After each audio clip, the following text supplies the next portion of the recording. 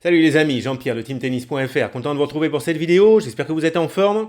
J'espère surtout que vous êtes plus en forme que moi, parce que je suis à nouveau blessé. Ça faisait longtemps que j'avais pas sorti une bonne vieille blessure. Donc là, j'innove un petit peu, blessure au niveau des moyens fessiers, fallait aller la chercher celle-là. Fissure sur un tendon, carrément, tarif 45 jours de repos, merci, au revoir. Et je me suis blessé en faisant le genre d'exercice que je vous montre à l'écran. J'en ai pas fait beaucoup et pourtant ça a suffi à me fissurer un tendon. Bonjour la vieillesse, c'est très sympa.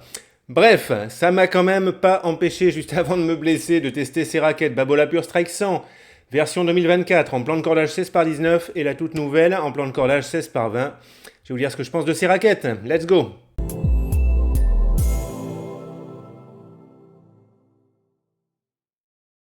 Allez, c'est parti donc sur ces deux Pure Strike 100 2024 que j'ai pu tester. Donc là, j'ai testé la version en cordage 16-19 qui existait déjà et la version en cordage 16x20 qui est toute nouvelle pour l'année 2024. Bon, ça faisait un moment que Babola n'avait pas renouvelé sa gamme Pure Strike. Normalement, les marques renouvellent leurs raquettes tous les 2-3 ans. Là, ça faisait à peu près 4 ans. Le Covid est passé par là, ça a ralenti un petit peu l'histoire. En tout cas, voici la nouvelle gamme 2024.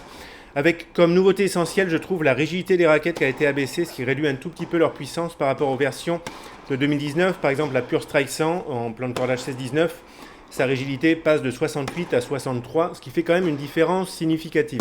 En termes de technologie, on a la technologie FSI Control, ça correspond tout simplement au plan de cordage qui est un petit peu plus resserré. Alors ça aussi, ça va améliorer le contrôle, réduire un petit peu la puissance, mais en regardant comme ça, le plan de cordage, je ne le trouve pas monstrueusement resserré. Pas certain que ça ait un effet vraiment très net ça sur les sensations. NF2 Tech, ça correspond à l'utilisation de fibres de lin situées dans le cadre de la raquette pour absorber les vibrations, améliorer le confort. SWX Pure Feel, cette technologie, elle n'est pas présente sur toutes les raquettes. Elle correspond à l'utilisation d'un caoutchouc viscoélastique qui est placé dans la partie centrale du cadre, présente donc uniquement sur la Pure Strike 100 16x19, Pure Strike Lite et Pure Strike Team. Donc pas sur la Pure Strike 100 en 16x20. Objectif de SWX Pure Feel, fournir aussi un bon amorti des vibrations, confort de jeu et procurer aussi un son un peu plus feutré à l'impact. On a aussi la technologie Control Frame.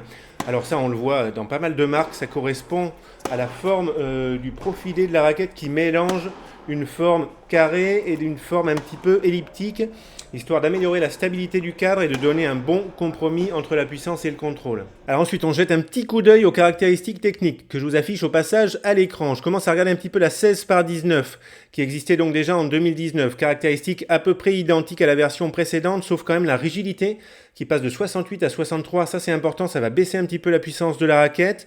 Et swing weight qui passe de 319 à 324. Ça va améliorer un petit peu la stabilité de la raquette, mais sans trop réduire la maniabilité. Je vais en reparler. Si on compare la 16-19 et la 16x20, 5 grammes de plus pour la 16x20, c'est pas énorme, mais on sent un petit peu la différence. Intéressant pour avoir un petit peu plus d'inertie, de poids à mettre dans la balle, mais c'est un tout petit peu plus exigeant. Quoi qu'en même temps, elle est bien équilibrée en manche, donc on sent pas trop ce poids supplémentaire. Il faut faire attention quand même. Plan de cordage 16x20, un petit peu plus resserré que le 16x19. Ça réduit un peu la puissance, ça réduit un peu l'accès au lift. La 16x20 est plus équilibrée en manche et le swing weight est un petit peu plus bas. Mais en même temps, elle est un petit peu plus lourde. Donc grosso modo, on a des sensations de maniabilité qui sont relativement proches. Et la version 16x20 est un petit peu plus souple. Donc si on regarde tout ça, globalement, les différences ne sont pas énormes entre les deux versions. Mais ça va rendre la 16x20 un peu plus exigeante et un peu moins puissante que la version 16x19.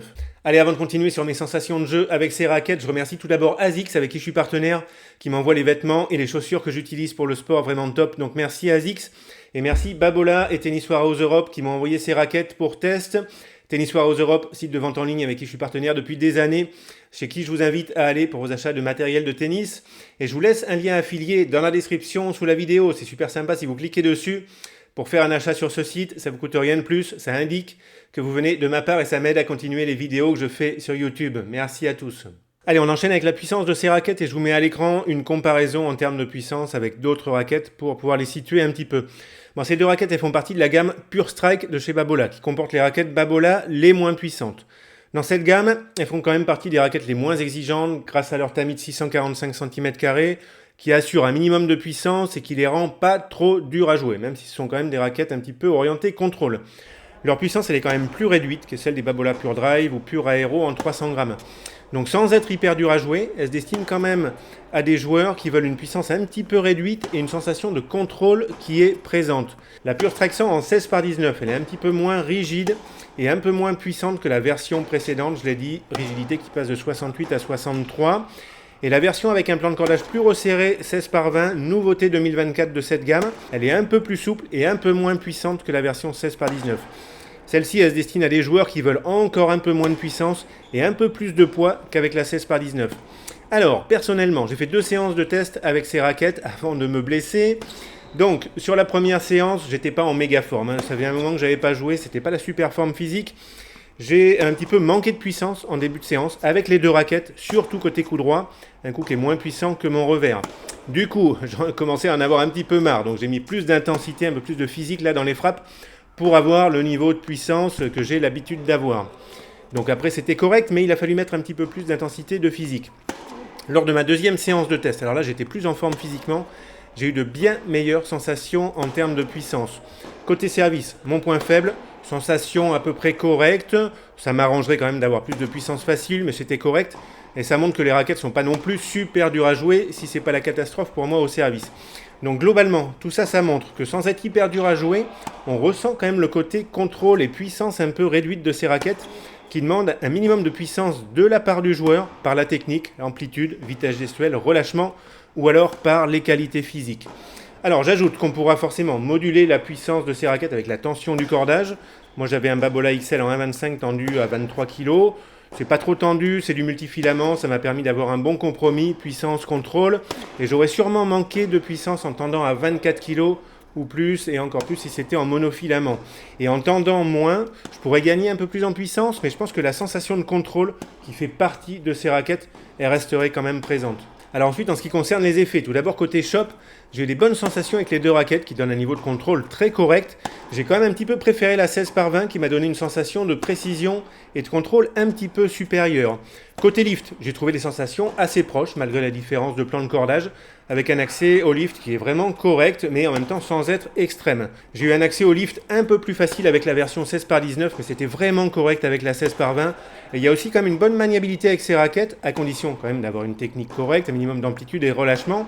Et cette maniabilité, elle permet aussi d'avoir assez facilement de la vitesse gestuelle qui est nécessaire pour produire une bonne dose de lift. Alors justement, en termes de maniabilité, j'ai eu des bonnes sensations avec ces 2 raquettes, malgré les différences un petit peu de poids et d'équilibre.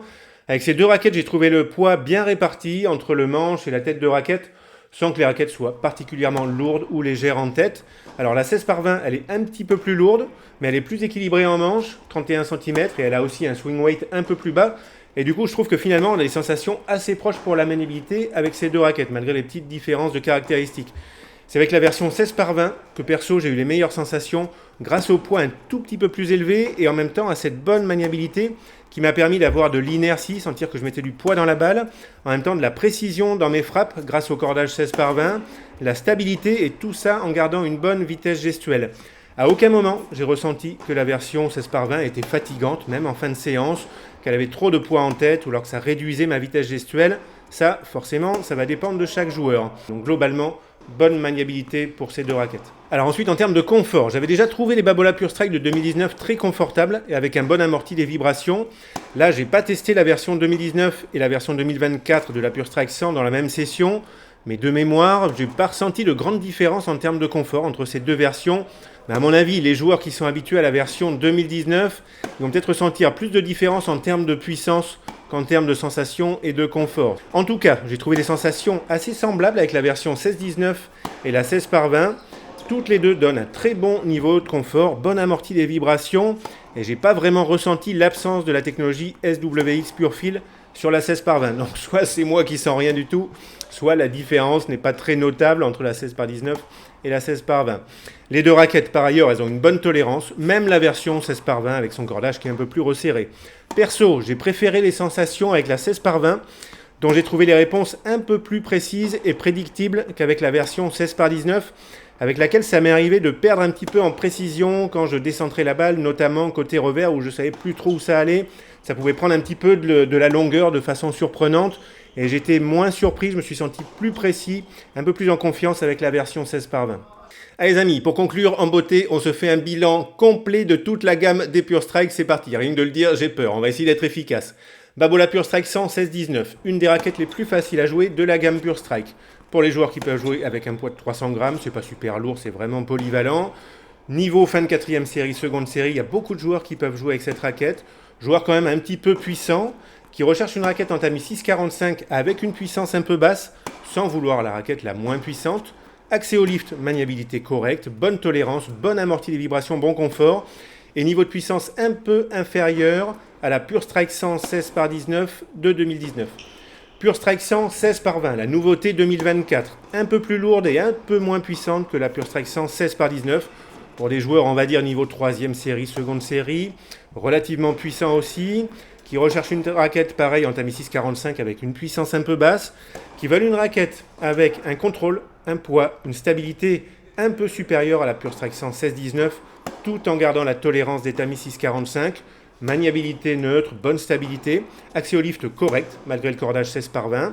Réponse que j'ai trouvée un peu plus précise que la version 100 en 16-19, tout en gardant une bonne tolérance et pareil, bonne amortie des vibrations et bon confort. Je continue avec les autres raquettes de la gamme. Pure Strike 98 16 par 19, un peu plus exigeante à cause de son tamis 6,32 cm², niveau de jeu 3e série, seconde série, qui peuvent jouer avec 305 grammes non cordés, plutôt puissants, qui veulent avoir plus de précision et de contrôle qu'avec les Pure Strike en tamis 6,45, qui ont une bonne qualité de centrage de balle, accès au lift correct mais inférieur à celui des tamis en 6,45, tolérance correcte mais pareil c'est inférieur au tamis 6,45, bonne maniabilité, peut-être un petit peu plus que celle des Pure Strike en tamis 6,45, bonne stabilité, bon confort, donc juste un tout petit peu plus exigeant que les tamis 6,45. Pure Strike 98, 18 par 20, on monte, plus exigeante avec son cordage 18 par 20, fin de 3e série, seconde série, les joueurs qui peuvent jouer avec 305 grammes et une raquette plutôt exigeante du fait du poids et du niveau de puissance qui est plus faible. Style de jeu plutôt puissant, bonne technique, bon niveau de contrôle, accès au lift moyen un petit peu bas, maniabilité correcte et pareil on reste sur un très bon confort. Pure Strike 97, elle est un petit peu à part celle-là, elle remplace la Pure Strike VS, raquette Babola la plus exigeante, la moins puissante, la plus lourde, 310 grammes, profil est fin, 21-22 mm. Joueur fin de 3e série, plutôt seconde série avec une bonne technique, capable de jouer avec une raquette exigeante qui n'est pas très puissante, donc avec un style de jeu puissant, qui veut un max de contrôle, accès au lift moyen, un peu bas, des sensations un peu moins feutrées et plus classiques que les autres Pure Strike. Babola Pure Strike Team, joueur de 4e série, début de seconde série, qui veulent des sensations proche de celle de la Pure Strike 100 en 16-19, mais avec un poids inférieur de 285 grammes et un équilibre un tout petit peu plus en tête, mais ça reste correct. Style de jeu semi-puissant, avec une légère recherche de contrôle. Et enfin, Babola Pure Strike Light, 265 grammes non cordée, la plus légère, pour des joueuses, des jeunes d'un bon niveau qui passent sur une raquette adulte, des bons débutants ou 4e série qui veulent une raquette légère et confortable. Les amis, je m'arrête là pour cette vidéo, merci de l'avoir regardée. N'hésitez pas à m'envoyer des questions en commentaire. Moi, je vous dis très bon tennis à tous. Ne vous blessez pas. Et on se retrouve bientôt dans une autre vidéo. Salut à tous, bon tennis.